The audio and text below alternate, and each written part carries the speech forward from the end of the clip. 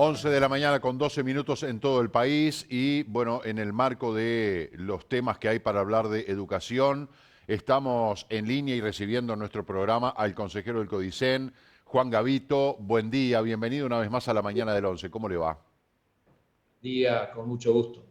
Muchas gracias. Bueno, el debate de rendición de cuentas para la educación, hace un rato estábamos planteando el escenario de que la gente de repente tiene dos versiones diferentes, aunque se llega a ellas con mecanismos diferentes, pero el gobierno asegura un aumento, un incremento en el presupuesto de la educación, no solo para esta rendición de cuentas, sino de la del 20 y 21, mientras que desde los sindicatos se habla de un recorte muy importante. Usted como consejero obviamente está del lado de la visión del aumento, del incremento del presupuesto para la educación.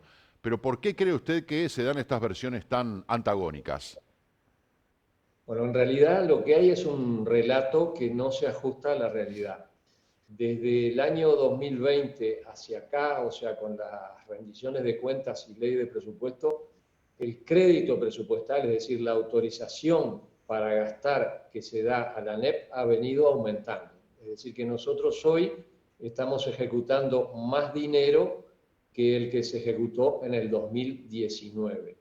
Lo que dicen los sindicatos es una cosa diferente, es que la depreciación del dinero ha hecho que el salario docente y no docente ha perdido poder adquisitivo, pero eso le ha pasado a los funcionarios del Ministerio de Ganadería, de Defensa, de las Intendencias e incluso a los privados.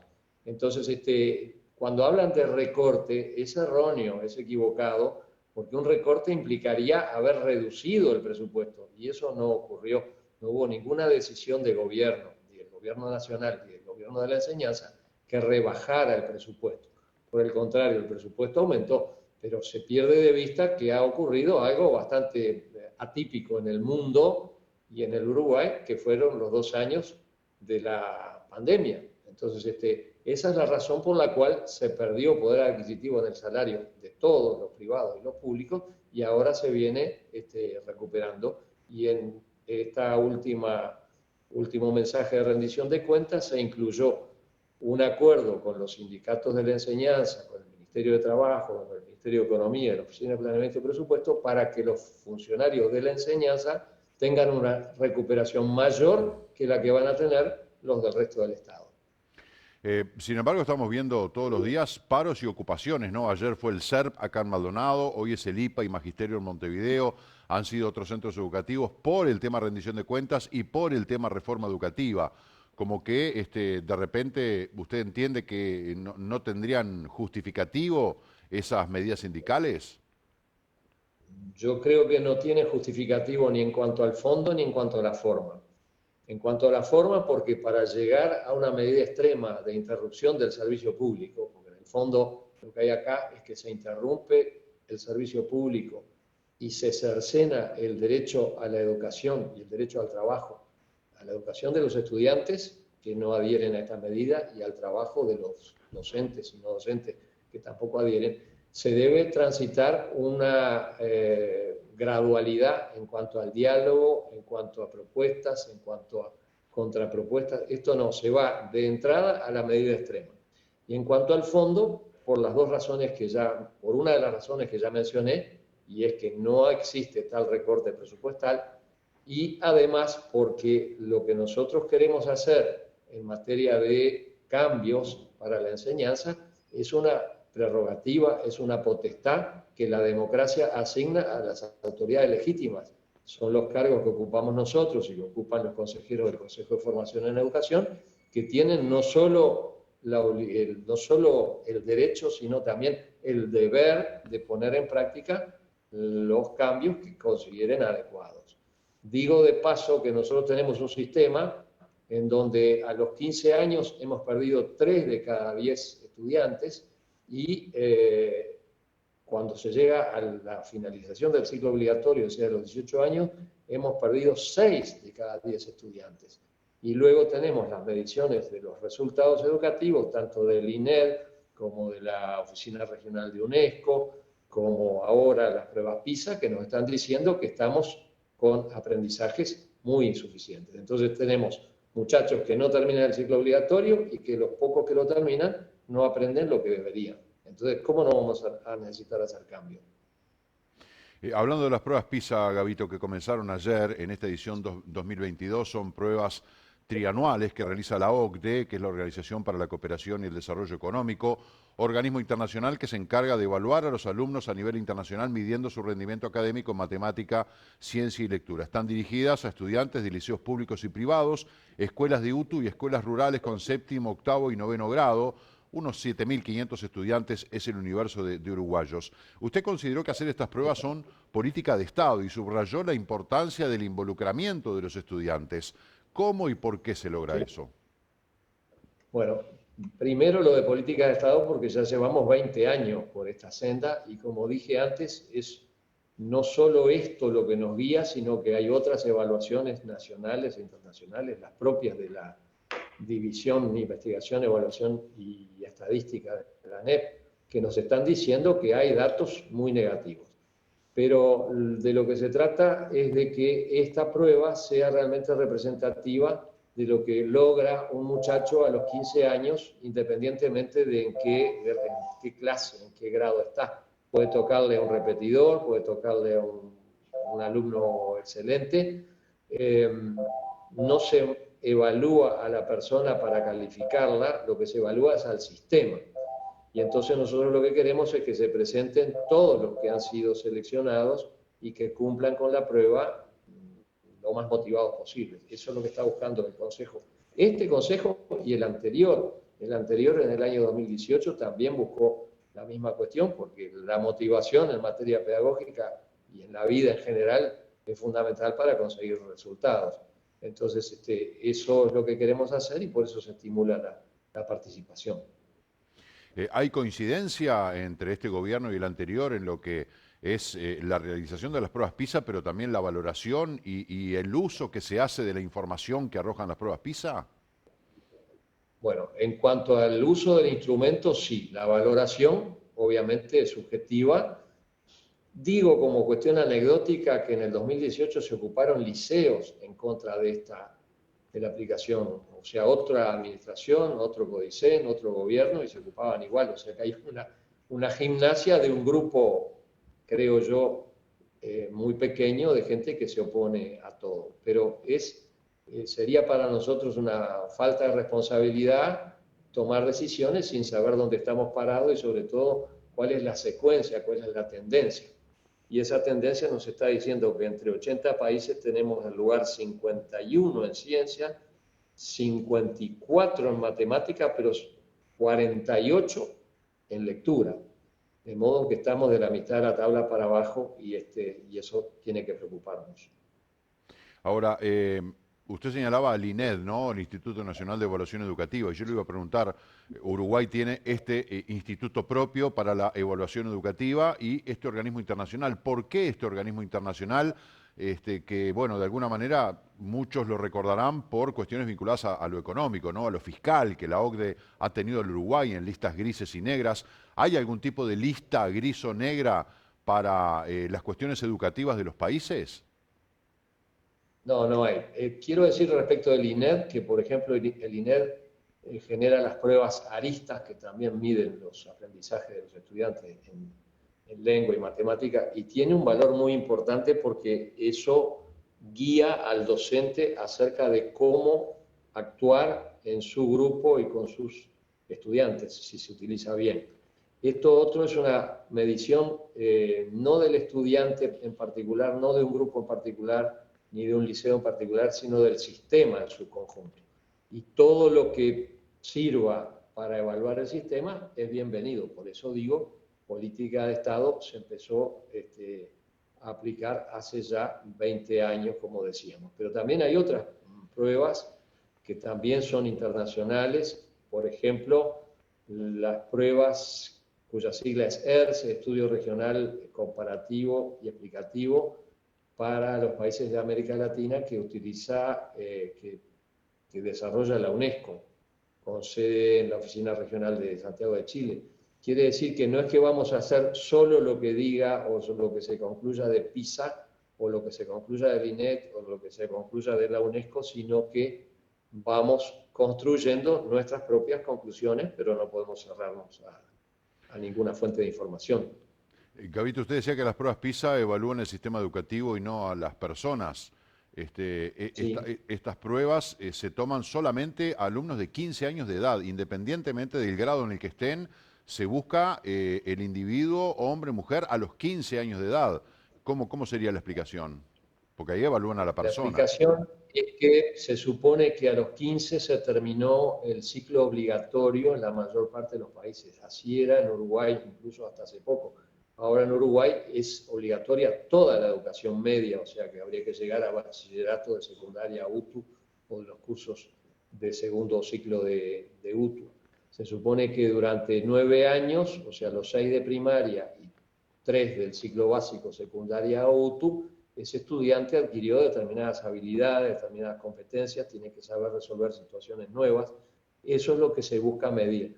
No tanto lo que el estudiante recuerda de ese programa que le enseñaron, sino las herramientas que él adquirió a lo largo de todo su proceso formativo para enfrentar situaciones que le son presentadas para resolver no de manera mecánica, sino que lo obliguen a pensar y a decidir. ¿Cuándo están los resultados de las pruebas? ¿Qué tiempo lleva que el gobierno, la autoridad educativa de nuestro país tenga esa información? Lleva un año aproximadamente, porque son pruebas estandarizadas que se hacen en todo el mundo, o por lo menos en 80 países de todo el mundo. También quiero decir que estas pruebas no vienen prefabricadas de la OCDE, sino que han participado docentes nuestros en su etapa de preparación. También hubo toda una etapa de preparación de los docentes que se denominan aplicadores, es decir, los que van a estar junto con los estudiantes en el momento de rendir la prueba. O sea que no es una cosa improvisada, sino que es una cuestión técnicamente muy bien preparada, con participación de nuestros funcionarios de carrera, que son de primer nivel, que no dependen de este gobierno ni del anterior, que estaban antes de que nosotros llegáramos, que van a estar después que nos vayamos. Creo que hay que sacarle un poco de misterio a esta cosa y decir que tenemos que trabajar profesionalmente de una vez por todas. Los datos que usted recién compartió son por lo menos preocupantes, ¿no? De el bajo nivel que tenemos en lectura, en matemática, en ciencia, también el índice de repetición, el índice de abandono, que también Robert Silva lo repasaba la semana pasada aquí en este programa. Es preocupante, ¿no? Eso es hoy, año 2022. Ahora, estas pruebas, usted dice que es una política de Estado hace 20 años que se realizan, desde el año 2000. Si trazara una gráfica hacia atrás, digamos que hoy estamos muy bajo con esos datos, ¿no? Hacia atrás. Es una situación de estancamiento, hemos tenido pequeñas variantes, por lo tanto, pensamos nosotros que después de 2 años de interrupción de la presencialidad, quizá incluso haya un pequeño retroceso, ojalá que no, porque tuvimos buen trabajo durante la virtualidad, pero en definitiva lo que nos interpela es en el sentido de decir, bueno, ¿vamos a seguir haciendo lo mismo igual que hasta ahora o tenemos que hacer algo diferente para conseguir resultados mejores? Esa es la decisión que ha tomado el Consejo y por eso lleva adelante cambios curriculares, tanto en formación docente, que es donde están ocupados estos centros ahora, como en general para primaria, secundaria y UTU. Estas pruebas van a tener, esta edición de las pruebas PISA van a tener la particularidad de que van a estar midiendo también y evaluando el periodo que tuvimos de pandemia, o sea que también será un insumo importante para evaluar lo que fue la virtualidad total o el modo híbrido que también ha prácticamente llegado para quedarse. Exactamente, por eso decía que no sería de extrañar que hubiese incluso un pequeño retroceso, pero también en paralelo con las pruebas se hace un cuestionario para que los estudiantes puedan expresar justamente cuáles han sido sus vínculos durante la pandemia, cuáles han sido sus posibilidades de seguir las clases, cuál ha sido su motivación. O sea, para poner un poco en contexto estos resultados que se van a conseguir. Y esto, una vez más, no solo en Uruguay, sino en todo el mundo. ¿Qué le parece el jaleo que se armó con esto de la camiseta celeste, de las camisetas que se han comprado para entregar a los estudiantes, que ha sido criticado por la oposición? Hoy Robert Silva decía, bueno, cuando antes se hacía, nada se decía. ¿Qué opinión tiene usted? Bueno, mi opinión es que tiene un sustento pedagógico, como decía. La motivación es fundamental. No queremos que los estudiantes falten el día de la prueba, no queremos que dejen de hacer la prueba, no queremos que la hagan a desgano y tengan un resultado de ese modo perjudicial. Entonces, por esa vía, no solo nosotros, sino anteriores administraciones, se ha trabajado por el lado de la motivación. Anteriormente se regalaron pendrives, se regalaron auriculares inalámbricos. Nosotros quisimos identificarlo con la camiseta de Uruguay, pero creo que a ver, es una discusión que no va a lo esencial. Lo esencial es que tenemos que ser evaluados, queremos ser evaluados y queremos hacernos responsables del resultado. Lo que estamos tratando es de estimular una participación consciente y lo más centrada posible de cada uno de los estudiantes. Los costos son similares a los que se ha incurrido en ediciones pasadas y bueno, lo que sería diferente es la identificación con el color celeste. Bueno, es una decisión de esta administración que en lo personal yo acompañé. En definitiva, da la sensación como que esto es mucho ruido y pocas nueces. Usted en algún momento dijo, se están haciendo ruidos con cosas colaterales y no se está poniendo el foco en lo central, en lo medular, que le llamaba la atención eso. Exactamente. Exactamente, porque en el fondo de lo que tendría que estar pensando todo el mundo es por qué perdemos 6 estudiantes de cada 10 al terminar el ciclo obligatorio y por qué los que permanecen en el sistema salen con tan pocas herramientas para incorporarse como ciudadanos, como padres de familia, como integrantes de un núcleo familiar, como aspirantes a un lugar de trabajo para ganarse un sustento digno. Eso es lo que nos tiene que estar haciendo pensar. Y la gente que está hablando ahora es la que tiene que decir, bueno, ¿qué hice yo cuando me tocó ser gobierno para que eso no cambiara? Ahí me parece que está faltando un poquito de autocrítica de algunos actores que ahora se asombran de que esto pase cuando tuvieron la posibilidad de incidir para que cambiara para bien. Ahora, Gabito, ¿hay expectativa de que en estas pruebas PISA 2022 los resultados sean diferentes o habrá que esperar a los efectos de una reforma educativa para que esto cambie? En realidad, como dije, la expectativa no es que sea muy diferente porque como se mide todo un trayecto educativo previo, ese trayecto transcurrió bajo determinada modalidad. Para que haya cambios también habrá que esperar, pero esos cambios no pueden demorarse. Entonces, nosotros queremos llevarlos adelante lo antes posible. No se puede vivir en democracia en estado de asamblea permanente. Por algo tenemos un sistema republicano con democracia representativa, con organismos que tienen competencia para cada área de la administración y que son los que representan a la mayoría de los ciudadanos que los eligieron para llegar a esos puntos. Nosotros sentimos esa responsabilidad y ya pasaron 2 años y medio, no podemos seguir discutiendo y volviendo a discutir cosas que son obvias porque hace 20 años que están demostrando que estamos mal en materia de educación. Gabito, otro tema que si bien no tiene que ver con las pruebas PISA, pero tiene que ver con el sistema educativo y que nos había quedado pendiente de la última entrevista que hicimos con usted, es el tema de la violencia en los centros educativos, entre estudiantes, con docentes, con padres. Es un tema que preocupa, un tema que distrae lo que significa la parte curricular, académica, etcétera. ¿Qué entiende usted que se debería hacer? ¿Qué se puede hacer? Bien, es un tema, ese sí, muy preocupante y agravado en los últimos años. Y yo creo que ahí el sistema educativo tiene que volver un poquito a lo esencial, al tema de los valores, las virtudes, el respeto por el prójimo, la solidaridad, la empatía. Eh, Queremos que los estudiantes, o me parece que el sistema educativo se ha preocupado más por enseñar un segundo o tercer idioma, o informática, o cuestiones nuevas, pero hemos perdido lo esencial, que es la formación del carácter moral y cívico de los estudiantes. Yo creo que el sistema educativo tiene mucho para hacer ahí, lo vengo impulsando eso a nivel del consejo y creo que también hay que trabajar mucho con las familias.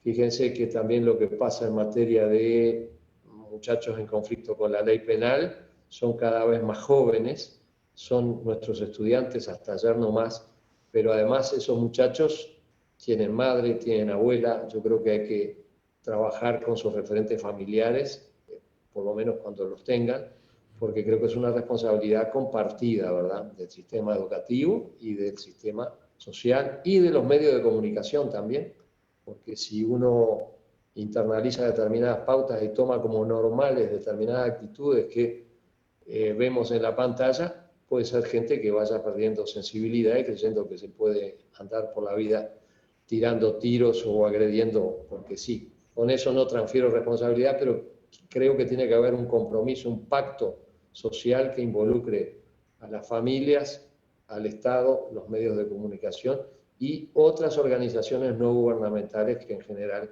algunas trabajan muy bien y otras se dedican más a la política que al trabajo social.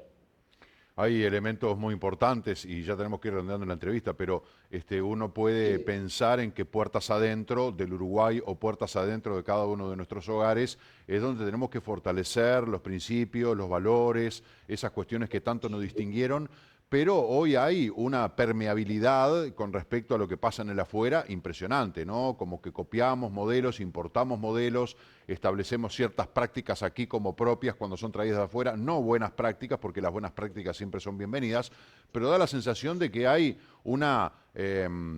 somos proclives a contagiarnos o a copiar cosas malas que vienen de otros lugares, como que hay una ola de contagio de esas cuestiones que uno muchas veces se sorprende de qué rápido que prenden, ¿no? es así, por eso digo que tiene que haber un pacto social bastante más amplio. Y quiero decir también, que tú no me lo preguntaste, pero el tema de las adicciones es importante y está haciendo su mella muy, muy grande. Y creo que está mal enfocado el debate en si debe ser permitida la droga o prohibida. Eso es válido, cualquiera de las dos opciones, pero lo que no puede haber es una ausencia en cuanto al riesgo y el daño que hacen las adicciones. Y creo que muchos de estos muchachos son esclavos de las adicciones. Entonces, sea que esté permitido o sea que esté prohibido, lo que hay que hacer es tratar de demostrar a ese muchacho y a esa familia que no puede quedar prisionero y degradado por las adicciones a cualquier droga, porque no solo la, las más conocidas, sino otras que también implican pérdida de libertad, pérdida de la dignidad humana, ¿verdad? Ayer veíamos en un programa de televisión el tema de las adicciones, que es un tema muy importante. Lo tenía como para abordarlo con usted, me queda otra vez pendiente. Pero el tema del consumo del alcohol y el tema del consumo de bebidas energizantes es escalofriante, ¿no? Cosas que están permitidas y que ni la autoridad ni mucha gente mira, presta atención a eso de una bebida energizante que te la venden en cualquier lado, a un menor de edad, no hay problema. O sea, no tenemos ninguna clase de control sobre temas que nos están generando un problema enorme, que capaz que no lo vemos hoy, pero sí lo vamos a ver mañana. Pero bueno, abordaremos este tema en profundidad.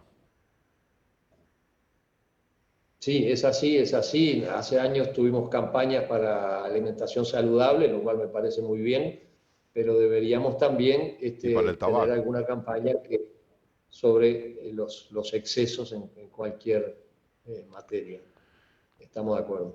Juan Antonio Gavito Sóboli, le agradezco muchísimo por el tiempo que nos ha dedicado y por supuesto será hasta cualquier momento porque siempre es interesante hablar con usted y estos temas en los que nos va la vida, porque en el tema de la educación nos va la vida como país, como nación. Así que lo convocaremos en cualquier momento. Muchas gracias. A las órdenes, con mucho gusto. Muchas gracias. Señoras y señores, tenemos que hacer una pausa. Son las 11:36 de la mañana. Ya volvemos.